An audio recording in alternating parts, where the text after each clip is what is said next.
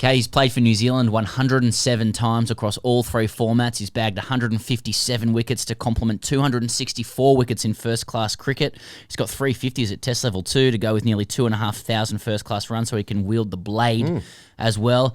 He's from the Brotherhood, so at 28, he's just a baby in leg spinning terms. He's also a TEDx speaker, an aspiring rapper, a chess player, and now a guest on The Grade Cricketer. One of those things is unlike the others. Ish Sodhi, welcome to The Grade Cricketer. Yeah, cheers, guys. Thanks for having me. I just want to kick off with a little bit of a long run here, Ish. You only start, if I can call you Ish as well, just going real short. But you said you only started playing cricket at 12. You turned professional at 19, playing test matches at 20. Your cricket origin story is interesting. It's amazing how many pros have something similar to this. So as far as I can gather, you bowled medium pace until you were 12 years old, and then Deepak Patel came to a training session when you were 12, asked who bowled spin. You lied and said, yeah, I bowl spin. He bowled a leggy and it spun, and 8 years later made a test debut bowling spin. So, like, notwithstanding the incredible work you must put into your craft, Ish, like, should clubbies around the world feel depressed that this is actually how things actually work? Or should we feel freed because it confirms that guys either just got it or they don't? Oh, well, firstly, I think you've obviously done your research, so commend you on that. Mate, I've seen so many phenomenal clubbies come into cricket, play their entire careers, and then at 37, 38 years old decide to bowl spin. And by that stage, they would love it. The odd pint, probably in some terrible nick, but have an amazing rubber wrist that they probably never used for 20 years. So, yeah, I really hope, if that can free a couple of clubbies out to bring those leggies out a little bit earlier, then so be it. Like, how did the first one come out of the hands? Like, that's what this comes down to. Like, if you bowled like a triple bounce and it's like, oh, I'll just stick to the meds. I'll stick to the stump to stump. The first one must have been like Gadding ball-esque. Yeah. Oh, well, yeah. I mean, it came out like, ripped out of my fingers and made this nice little flick sound. The batsman in the other net was like, oh, mate, I heard it fizzing going down there. I just let the ball go. And honestly, naturally, if I thought about spin bowling, it just ended up being a leggy. And, yeah, it did turn sideways, if I may say so myself. As a connoisseur of leg spin, and you're a big guy, big hands, and you just talked about the sound of the ball out of your fingers. Do you often just bowl to yourself just to listen to that sound? When you snap the ball out of your fingers at home. Oh, often. I mean, I've always got a ball in my hand. Funny, I don't have one at the moment. I've actually got a pen in my hand to take some notes to improve my own podcasting because I'm learning from you guys. But yeah, I love that sound, that kind of that.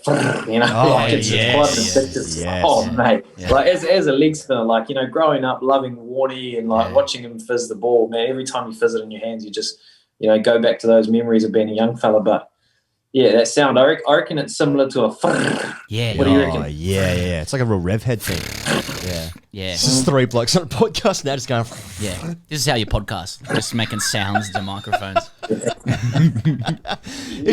How did you go as a junior when you're just sort of building your craft with leg spin, sort of 12, 13, 14, up until basically you turned pro?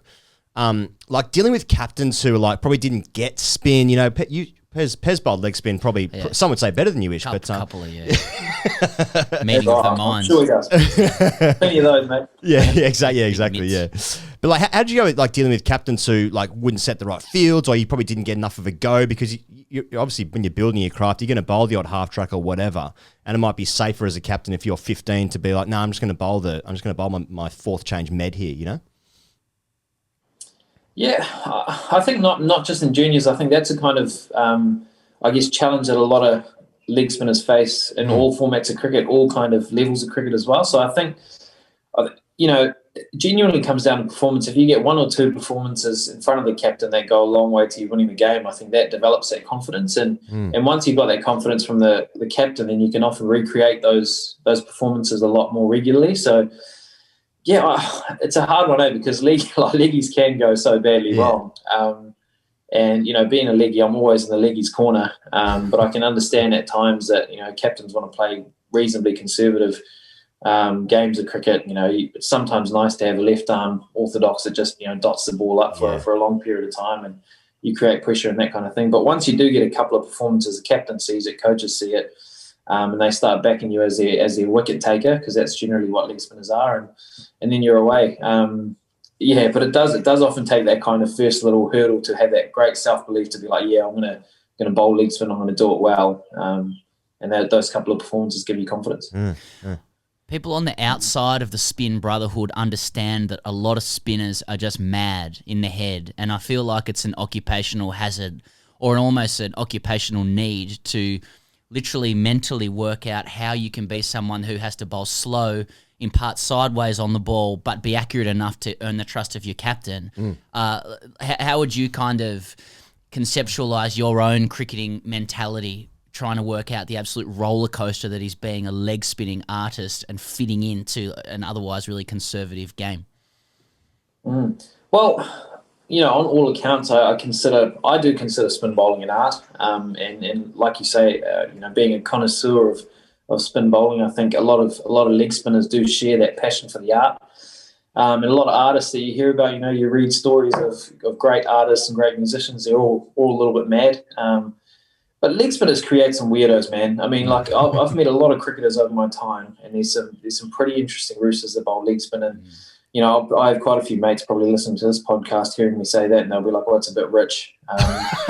So, at times I probably have to agree. But I think in terms of my passion for leg spin, it's probably fair to say that it's a bit of an addiction. Like, I genuinely am addicted to leg spin. I think more so than I am cricket. I just love leg spin. I think probably from being young and watching Warnie bowl, then learning other leg spin bowlers like McGillar, who became a good mate of mine for a period there, and then Anil Kumble as well, who was a similar I guess height to me and bowled with a high arm action as well. But I just find it so addictive, the way it can be done so differently, and I guess it's probably just that sound that I go back to again. I reckon that kind of gives you that little bit of a, I don't know, bit of a kick. Yeah, absolutely. And you've also reached the heights of the IPL, obviously the strongest domestic T20 competition in the world, no doubt. And you've got some of the great batsmen, including New Zealand's very own Kane Williamson. I know you played against him in Rajasthan against Sunrisers. You got him out, but like, which dialect did you sledge him in?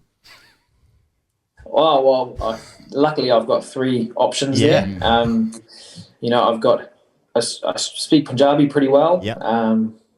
I speak obviously English and silence. I chose silence because he was my captain for a long time, and is my captain currently. So I used silence. It's a powerful one as well. Yeah, exactly. Absolutely. I mean, I got him out at the end of the day, but we lost the game. But it's really good to get a guy like Kane out, man.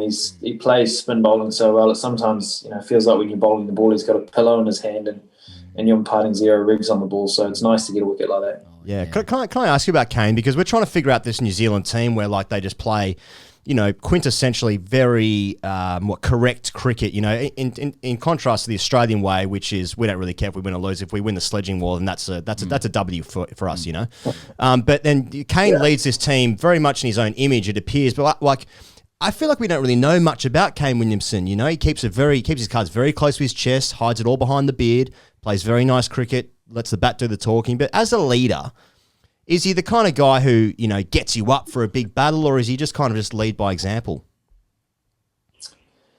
Yeah, I think it's really fair to say he leads by example, and what you see is what you get, I guess, is, comes across as quite calm and composed, and I guess that's the way that he leads as well. I mean, we're lucky to have a variety of different leaders. You've got guys like Tim Southey who will come in and be vice captain or be T20 leader, and I think he's a phenomenal leader in his own right. But he's more the guy that will get in there and grab you by the shoulder and be like, come on, let's go and do this, and get you up for a game. And then you've got Kane on the other hand, who's nice and calm and composed. So if you are feeling a little bit too overawed, it creates that nice balance. So Kane overall is the captain and a great leader, but I think that kind of leadership style that he's got complements all the other guys. Then you got BJ Watling there as well, who, made obviously in the Test side recently, but he's more sort of leads from a, I guess, example point of view that when times get really tough, he stands up and does the hard job. So I guess that's leadership in itself again. So various amount of leaders, I think having a calm and composed leader as captain, I think has made a big impact on the team over the last few years.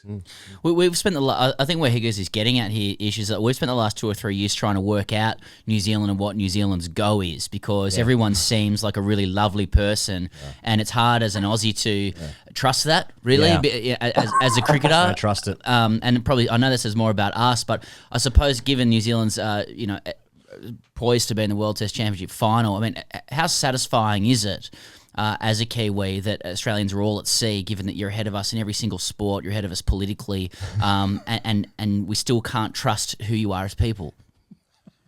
Oh, well, I mean, I can't really comment too much on that generalisation, man. That's a bit of a trap theory. But I think the fact that we've been able to rise above, a lot of phenomenal cricket teams of this era and get up to that final for that World Test Championship is great. I think if I relate it back to the Aussie, comments that you made, like we went over to Australia, I think might have been end of last year, or might have been the year before that, and really struggled. I think it's a huge test. Going to Australia and beating Australia in Test cricket, I think, is probably the ultimate for majority of cricket teams, definitely in the last 2 or 3 decades. It's always been a huge challenge. So I think the World Test Championship is great if we can go there and win it. I think it's phenomenal. But, I think it'll be great one day if we can get across to Australia and compete well, and even come away with a series win there in Test cricket. I think that's what will set, this era aside from other great eras of New Zealand cricket.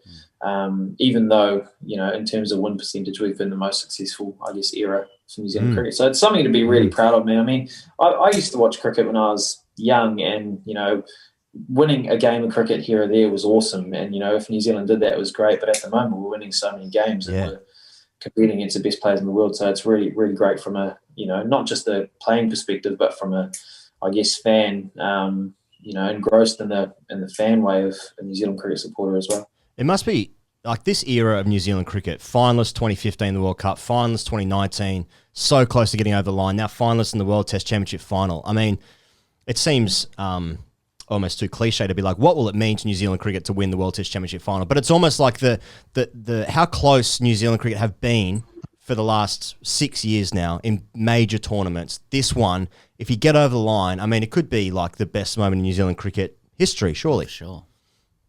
Yeah, totally. I mean, it'll be so satisfying. Like you say, it's, we've had so much success in series and, winning percentages over the few years, but we haven't quite been able to jump that hurdle of winning a world tournament. And this one's so prestigious. I mean, going to the UK and playing at, at a neutral venue against such a great Indian side, the Indian side's actually gone to Australia and won the last 2 series they played against them in Test cricket. So they're at the peak of their powers as well. So it'll be a great challenge, I think. And like you say, if we do go over there and win, I think it'll go down New Zealand cricket history, and we've got the personnel to do it. I mean, we keep harping on, every time we have an interview or something, not saying this is like an interview, but, we keep harping on about the depth in New Zealand cricket at the moment and how many guys come in straight into their spot and perform. I mean, last night, again, Devon Conway, hasn't played Test cricket before. It's not like he was playing against an average team, and he's got 2 of the most prolific bowlers in the history of Test cricket bowling at him. First day at Lords, probably his first game at Lords, pressure's high, and he comes in and scores 130 not out. I mean, that's phenomenal, and he's just another one of a lot of guys that just keep coming in and performing straight away. So that depth, I think, is playing a huge part in why we're being, continuing to have the success that we have. Yeah. Ish, speaking about you, we got you on here. Like you went from club cricket to international cricket in the space of a year, playing Test cricket at 20 years old. You talked about playing your first one in front of 30,000 people in Chittagong against Bangladesh, and you've made public comments saying, at the time you had no belief in yourself. You told yourself you're not good enough, you're not fit enough. What are you doing here? You don't belong. All very good grade cricket sledges to yourself. we all know about the doesn't want to be here. Can you just walk us through that experience a little bit, and then how your mental game and your cricket journey has evolved and developed since then as well? Yeah, I suppose the jump is vast. I mean, the jump from club cricket alone to first-class cricket is a really big jump. And then having played, I think, 10 first-class games before playing a test match in completely foreign conditions again. I was still living at home for, I guess, the 2 years I'd finished school. I had a part-time job at a grocery store. So it was just a massive change in such a short period of time, like you say. And I guess coming to terms with that and dealing with things like media and dealing with completely different personnel on a daily basis, that was obviously quite a bit of a challenge. Upon reflection, at the time you're like, in there and you try to do as best as you can and stuff. And upon reflection, I think it would have been great to have, I guess, a few more games of first-class cricket just to understand my game and understand myself a little bit more. So that became a bit of a challenge. But then, you fast forward a little bit further on and you try to simplify it. And then when you look at club cricket in itself, I mean, I had a great piece of advice once when I was actually having a couple of beers with a good mate of mine. He said, "Mate, what are you worried about? Like, international cricket's just, the world's best clubbies coming together to play a big game of club cricket." And then you actually peel it back and you're like, well, club cricket's the starting point. Then you get district cricket, first class cricket, international cricket. Like, everyone comes from a club system. We're just all the best clubbies at the time in the country to play.